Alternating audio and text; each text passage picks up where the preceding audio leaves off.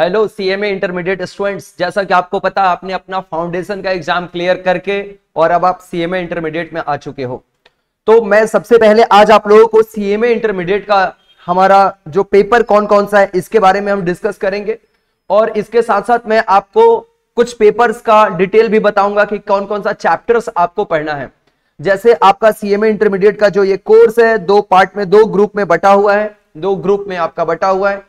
Paper 1, 2, 3 और 4 आपने CMA foundation में क्लियर कर लिया, ऑलरेडी क्लियर करके ही आप सीएमए इंटरमीडिएट कोर्स में आए हो। और बहुत बहुत कॉन्ग्रेचुलेशंस आप सभी लोगों को जिन लोगों ने सीएमए फाउंडेशन का एग्जाम सभी अभी क्लियर करके सीएमए इंटरमीडिएट में आप लोग आए हैं। और उन लोगों को भी बहुत बहुत कॉन्ग्रेचुलेशंस जो लोग ग्रेजुएशन रूट के थ्रू एंट्री कर रहे हैं, इस वेरी प्रेस्टिजियस कोर्स में एंट्री कर रहे हैं। ठीक है, आप सभी लोगों को यहां से पेपर पढ़ाई करना है, पेपर 5 से लेकर के और पेपर नंबर 12 तक आपको स्टडी करना है।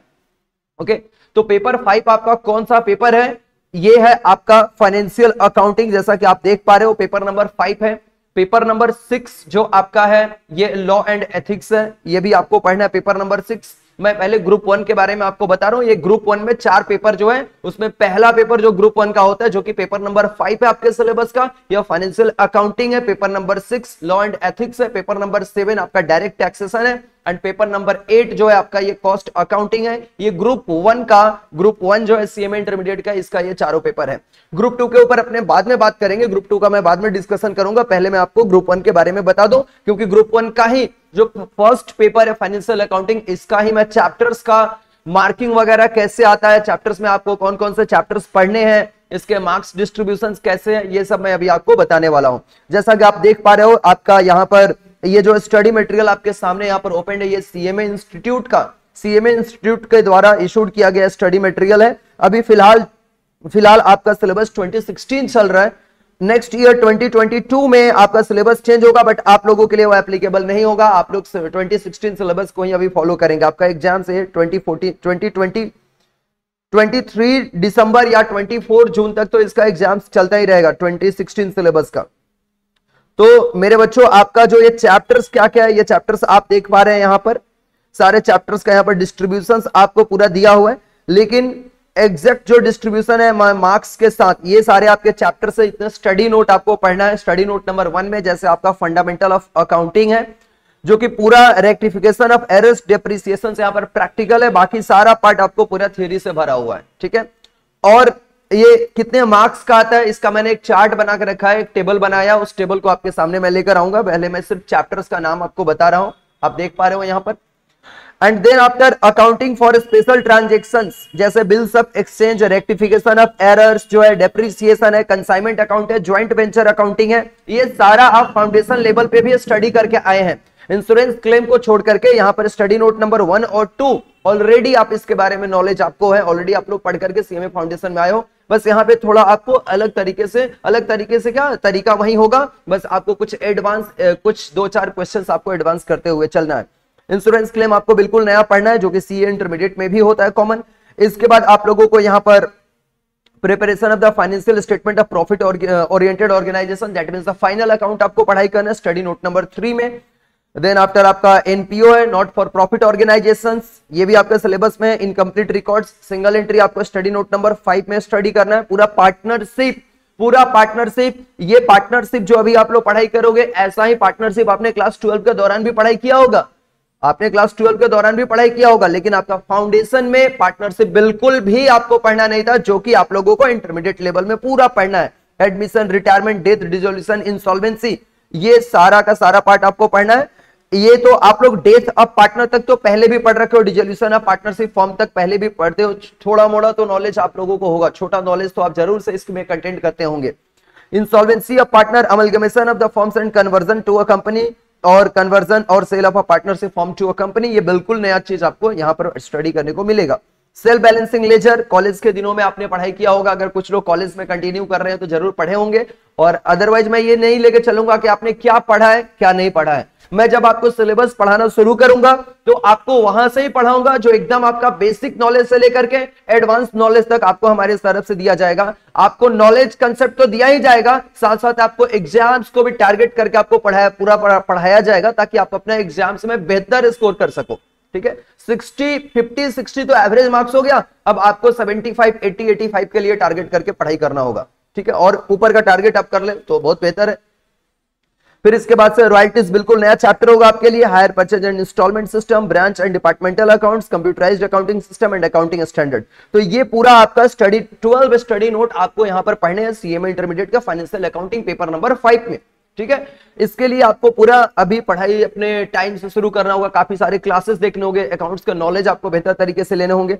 अब मैं आपको लेकर के आता हूं उस चार्ट पे जो मैंने आपके लिए बना के रखा है, जिसमें मार्किंग भी दिया हुआ है। आप चाहो तो इस चार्ट्स को भी आप अपने कॉपी पे नोट डाउन करके रख सकते हो, ताकि एग्जाम्स के पहले जो आप लोग प्लानिंग करते हो ना सेल्फ स्टडी के दौरान, सारे कोर्स सिलेबस आप चाहे कहीं भी पढ़ाई कर रहे हो, there is no issue at all. आपका सुविधा के हिसाब से आप जहां भी पढ़े, लेकिन आप पढ़ते हो तो एग्जाम्स के पहले जब आप सेल्फ स्टडी करने के लिए बैठते हो तो आप प्लान करते हो कि मुझे कौन कौन सा चैप्टर पे ज्यादा फोकस करना है। ऐसे फोकस हमारी तरफ से तो, हम टीचर्स लोगों की तरफ से तो आपको एडवाइस यही रहता है कि आप लोग पूरा ही सिलेबस करके जाओ, पूरा ही सिलेबस करके जाओ, एक्स्ट्रा पढ़ लो भले, लेकिन पूरा सिलेबस करके जाना है। लेकिन फिर भी आप लोग स्टूडेंट लोग ये प्लानिंग करते हैं, हमने भी अपने टाइम पे किया था कि कौन सा चैप्टर को हमें पहले करना चाहिए जो ज्यादा मार्क्स को कवर करता है। तो ये सारा चीज इस टेबल से आपको बहुत हेल्प मिलने वाला है। सो माय डियर स्टूडेंट्स, इसको आप लोग काफी केयरफुली देखेंगे, अगर पॉसिबल है आपके लिए तो इसको आप नोट डाउन करके भी रख सकते हैं।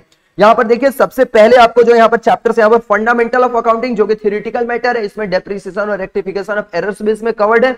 ये आपके एग्जाम्स में 10 to 12 मार्क्स का आपके एग्जाम्स में आता है। 10 to 12 मार्क्स मतलब आप 10 नंबर तो मिनिमम इसमें एक्सपेक्ट करके आप चल सकते हैं अपने एग्जाम्स में। बिल्स ऑफ एक्सचेंज आपका पहले भी पढ़ा हुआ है, थोड़ा एक्स्ट्रा टॉपिक्स इसमें कुछ जुड़ जाएंगे। बिल्स ऑफ एक्सचेंज में जो 4 to 5 मार्क्स का आपके एग्जाम्स में ऑन एन एवरेज आएगा, इधर वो एमसीक्यू फॉर्म में आए या फिर छोटे एग्जाम्स या 2 एंट्री करने के लिए आपको आ सकता है एग्जाम्स में। जैसे भी फॉर्म ऑफ एग्जाम्स, तो जो आपका एग्जाम्स का वे है, अभी टाइपिंग मोड में अभी आपका एग्जाम्स चल रहा है, तो पेपर में अभी जहां पे पहले आपका 20 to 25 मार्क्स का मल्टीपल चॉइस बेस्ड क्वेश्चंस होता था, अभी वो आपका 40 मार्क्स का हो गया है।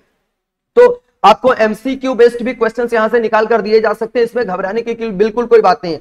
आपको सारे तरीके से प्रिपेयर कराया जाएगा, सारे तरीके से आपको प्रिपेयर कराया जाएगा ताकि आप बेहतर से स्कोर कर सको और नॉलेज भी ले सको। कंसाइनमेंट अकाउंट ऑलरेडी आपने फाउंडेशन के दिनों में पढ़ा है, यहां बहुत कुछ ज्यादा आपको एक्स्ट्रा पढ़ने को नहीं मिलेगा। हाँ, कुछ नए क्वेश्चन के साथ आपका रूबरू होगा, जरूर नए क्वेश्चंस आपको मिलेंगे। इसमें आपको एक क्वेश्चन ऐसा भी मिलेगा जहां पर कंसाइनमेंट और ज्वाइंट वेंचर के कॉम्बो समझो, मतलब कंसाइनमेंट और ज्वाइंट वेंचर को एक साथ मर्ज करके क्वेश्चंस बनाया हुआ है, जो कि अपने सीएमए इंस्टीट्यूट का स्टडी मटेरियल में भी ऐसा क्वेश्चंस है, वो क्वेश्चंस को आपको जरूर कराया जाएगा। ज्वाइंट वेंचर भी आपने फाउंडेशन के दिनों में पढ़ा है, तो मार्किंग आप देख पा रहे हो, ये 5 to 6 मार्क्स है, ये 2 to 4 मार्क्स है।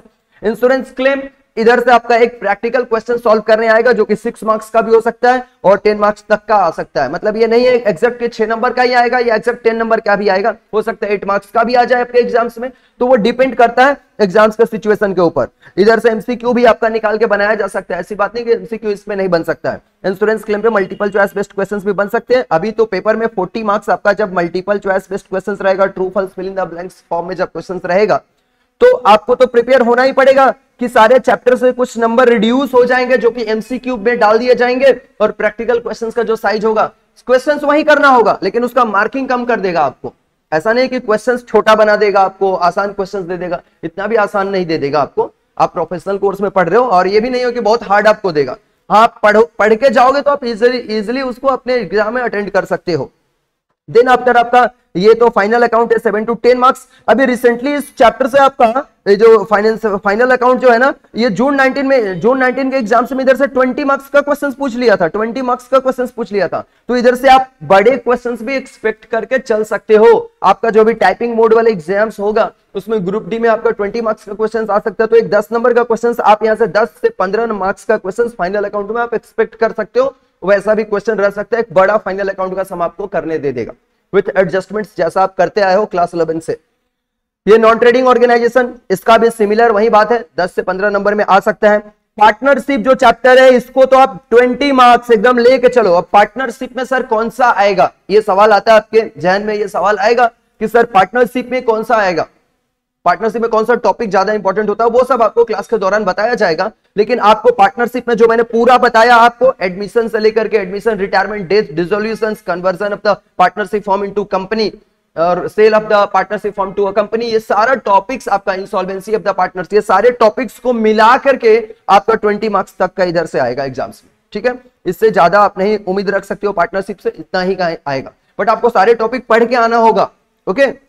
सेल्फ बैलेंसिंग लेजर है, ये 7 to 8 मार्क्स का आपके एग्जाम्स में रहेगा। सिंगल एंट्री जिसको इनकम्प्लीट रिकॉर्ड्स भी हम लोग बोलते हैं, ये 8 to 10 मार्क्स का आपके एग्जाम्स में रहेगा। रॉयल्टीज लास्ट मेरे को जहां तक याद है ना, रॉयल्टीज आप लोग के एग्जाम्स में दिसंबर 18 में एक बार एग्जाम्स में पूछा था रॉयल्टीज, उसके बाद से रॉयल्टीज आपका कभी पूछा भी नहीं है बीच में इधर, ठीक है ना। दिसंबर 18 में एक बार पूछा था, ये 8 मार्क्स का। उसके बाद आपका 2016 से लेकर के 2020 तक अभी तक लास्ट रिकॉर्ड इसका नहीं है कि अभी तक पूछेगा। 21 में तो अभी तक एग्जाम्स भी नहीं हुए हैं, तो ये आप लोगों का आप मान के चल सकते हो 3 to 4 मार्क्स इसका ऑन एन एवरेज लेके चल सकते हो। हायर परचेज इंपॉर्टेंट चैप्टर है, इधर से 6 to 8 मार्क्स का आ सकता है। अब आपका ब्रांच अकाउंटिंग और डिपार्टमेंटल अकाउंटिंग में ना आपको ऑप्शन करके दे देगा, क्योंकि ये दोनों 10 नंबर चैप्टर के 2 पार्ट कर दिया है, 10A और 10B।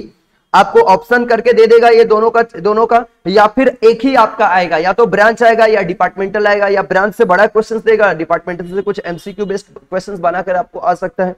तो इनका मार्किंग भी ऐसे रहता है आपका, ये लेके चल सकते हो आप लोग। कंप्यूटराइज्ड अकाउंटिंग सिस्टम जो कि थियोरेटिकल है पूरा, ये आपका 5 to 6 मार्क्स का रहेगा। और अकाउंटिंग स्टैंडर्ड में आपको कुछ अकाउंटिंग स्टैंडर्ड्स पढ़ने हैं, जैसा कि आपको यहाँ पर मैंने सिलेबस के दौरान बताया भी था।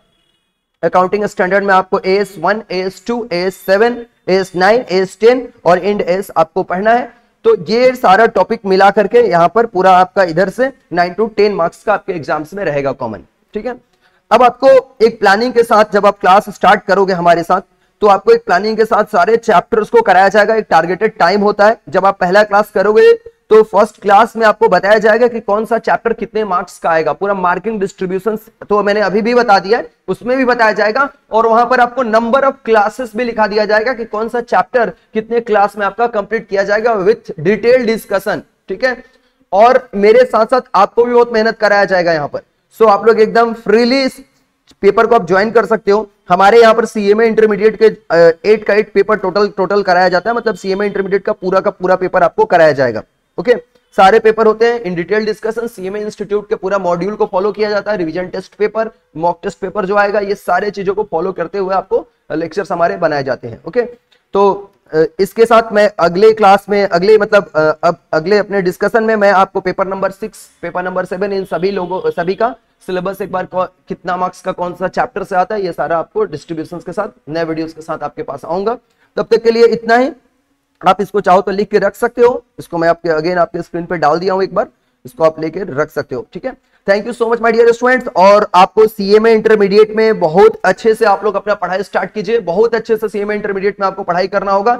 एकदम टारगेट आपको यही बनाना है कि इंटरमीडिएट में आपको 2 बार, जैसे आपने फाउंडेशन एक बार में क्लियर किया, मैं जहां तक उम्मीद कर रहा हूं कि बहुत सारे लोग एक बार में ही सीएमए फाउंडेशन को क्लियर करके आए। बहुत सारे लोग हमारे पास थे, तो जितने सीएमए फाउंडेशन के स्टूडेंट्स थे सभी लोगों ने एक बार में अपना एग्जाम इन शॉर्ट क्लियर करके आया है।